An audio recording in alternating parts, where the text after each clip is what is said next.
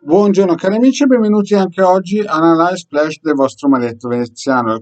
Come avete visto dal titolo, oggi parleremo dei soliti pipponi, dei soliti polpettoni che girano sia sui social che sui soliti canali di regime, le solite narrative.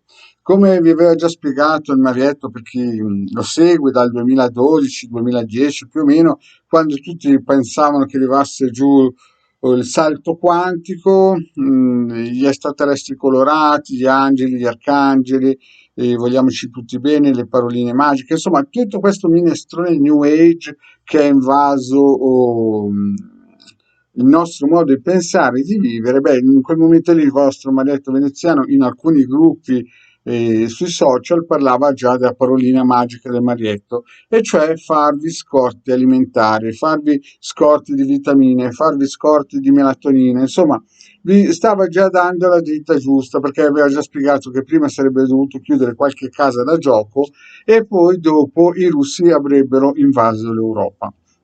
Voglio ricordare che l'Ucraina come superficie è il doppio dell'Italia. Lo ripeto, l'Ucraina come lo Stato ucraino come superficie terrestre è il doppio in chilometri quadrati che l'Italia e ha un 25% in meno di popolazione. Noi siamo sui 60 milioni e loro sono sui 44 più o meno.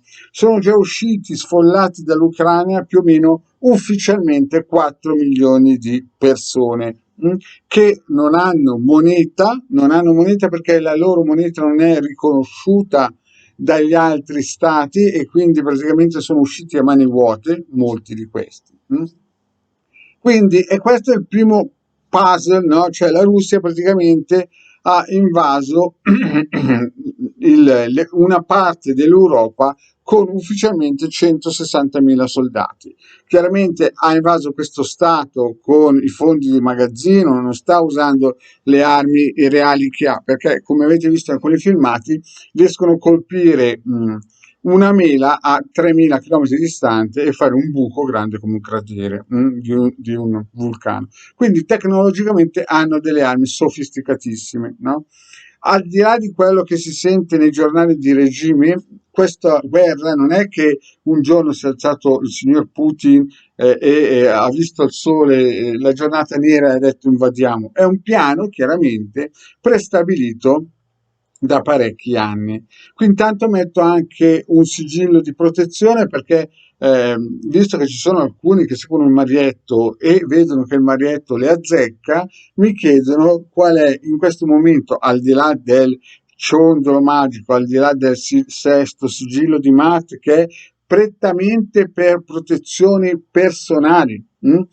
Una protezione per le case terrene, se uno ha delle case stabili terrene, allora ci vuole questo sigillo, perché è un sigillo che ha come minimo 3.000 anni, è più vecchio di 3.000 anni di quelli salomonici. Vi ricordo che Mosè non era solo un profeta, era anche un mago ed era un generale militare. Quindi lui le cose quando le faceva sicuramente le faceva in modo corretto, visto che la parola o il nome Mosè ci è arrivato dopo 6-7 mila anni.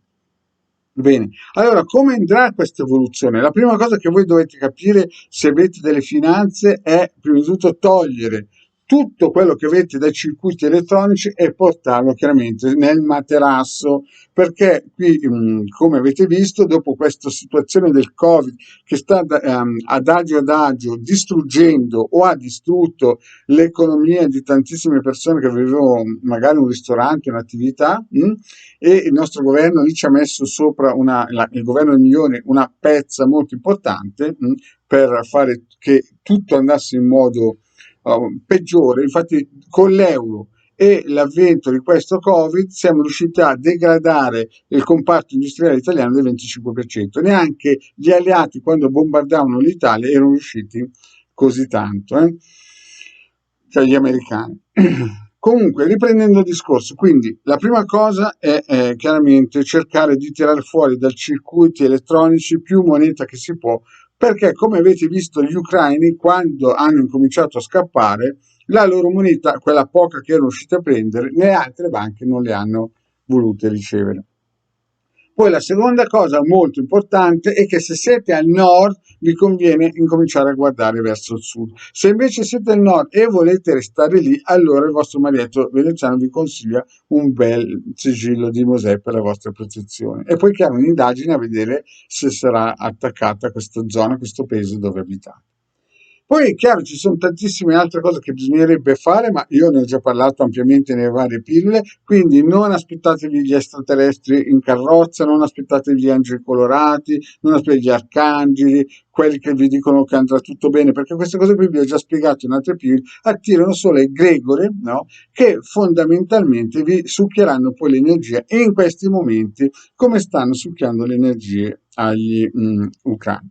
E non, mi raccomando, sempre un occhio vispo sulla propaganda di regime, che una ne dice e 100 ne fa. Bene, seguite sempre Marietta Ildegarda, alla prossima, ciao.